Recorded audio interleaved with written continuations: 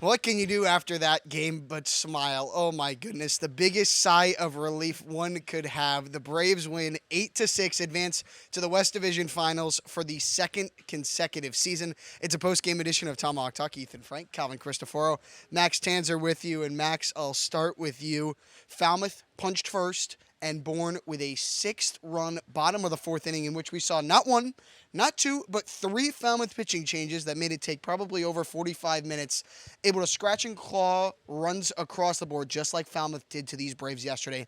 It was the ultimate revenge. Absolutely. Take that 1 and 4 seed matchup and just throw it into the ocean right now because Falmouth was just so stubborn in this entire matchup, so resilient as well. I think that's what made this ballgame so fun and so interesting, just the seesaw battle, which we sort of saw in game one. The Braves doing a really good job, though, of bouncing back immediately. This is a Falmouth team that makes a ton of mistakes. They took advantage of walks. They E6 from Mooney, and then the rest was the story from there. Absolutely right. And Calvin, Max talks about the hitting and the offense in that fourth inning, but you cannot talk about this game without talking about Kade Grundy and Nolan Sparks, the last two pitchers who came into this game for the Braves.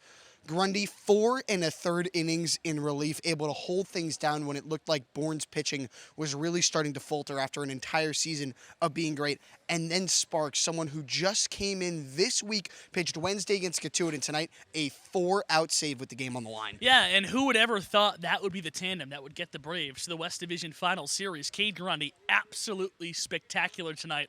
The ship the Braves were on was going with the tide. It was going back and forth. It was getting really windy. But Captain Grundy came on and really steadied the ship and said, don't worry, we got this. He led for Nolan Sparks to come in, who was excellent. A 4-out save, got all 4 outs. They didn't have to even go to Rob Adams to face big Jacob Walsh because Sparks did it all. A really big win. And it is all because of the pitching. You can look at the 8 runs for the Braves, but if the pitching staff doesn't come back in the latter half of this game with Grundy and Sparks, it's Falmouth playing at Hyannis tomorrow, not Hyannis playing at Bourne. Absolutely. Hyannis at Bourne is the West Division Finals matchup.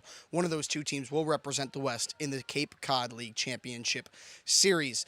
That series starts tomorrow at 6 o'clock before the Bravos at 5:40. We'll see you there.